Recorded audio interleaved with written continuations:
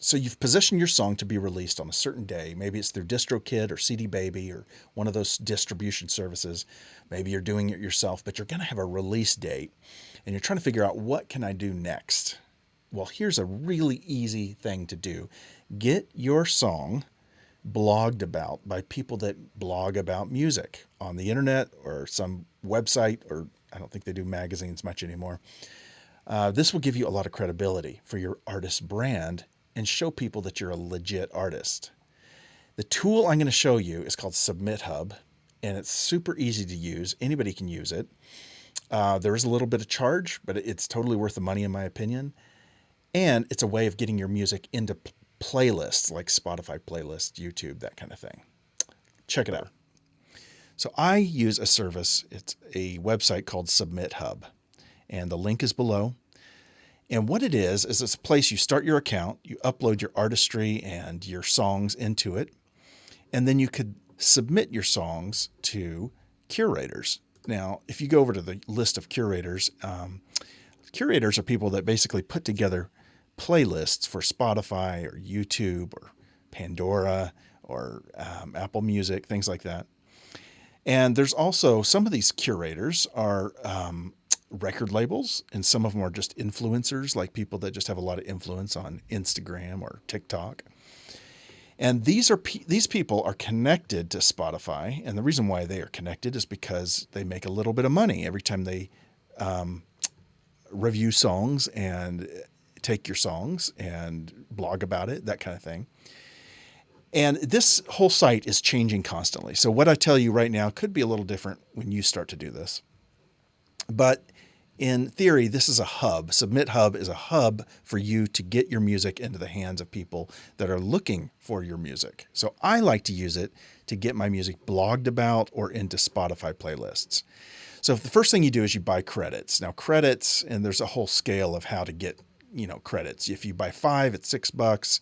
So it's essentially about $1 a piece, but the more you buy, the more of a discount you get. So if you buy 100 of them, it's $80. Now, this is going to be some of the best money you ever spend on your song, but only do this if you're really sure about your song. If you are just putting together a demo, you may be just wasting money by using this, but I strongly suggest using this. This is super easy, by the way.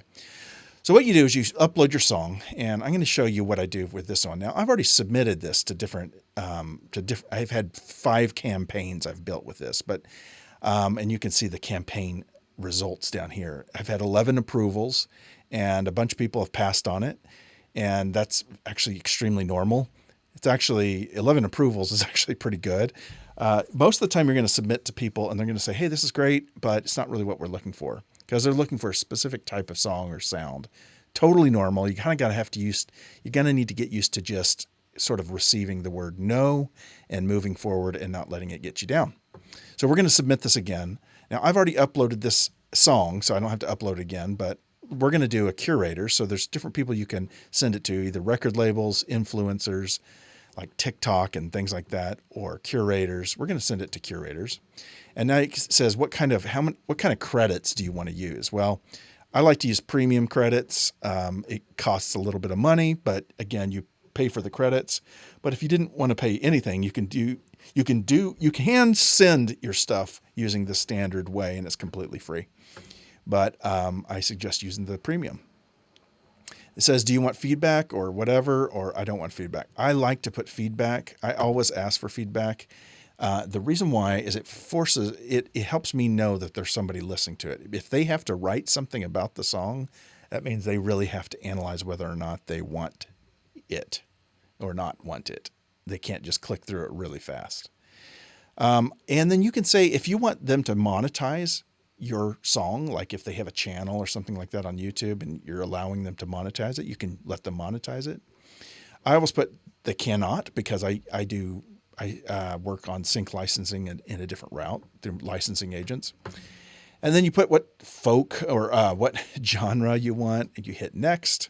Now I've already filled this out, so it's going to have sort of the same thing, so I don't have to submit all that information in again. And this is where you're going to pick what kind of curators you're looking for.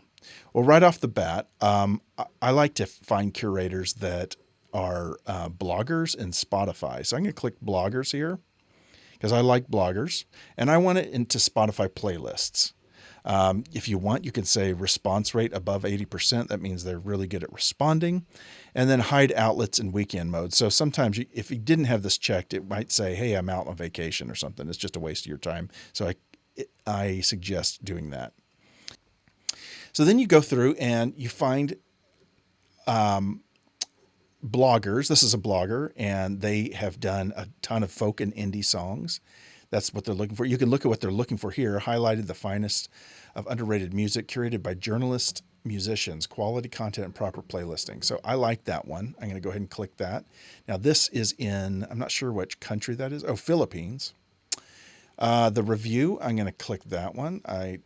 Looking for music that's non-commercial and avoids the repetitive cookie cutter approach. I think I've already submitted to this one, so I don't know about that one. But I'm going to go ahead and click this one. And this one, looking for strong vocal hooks. This song has a very strong vocal hook. We'll do this one.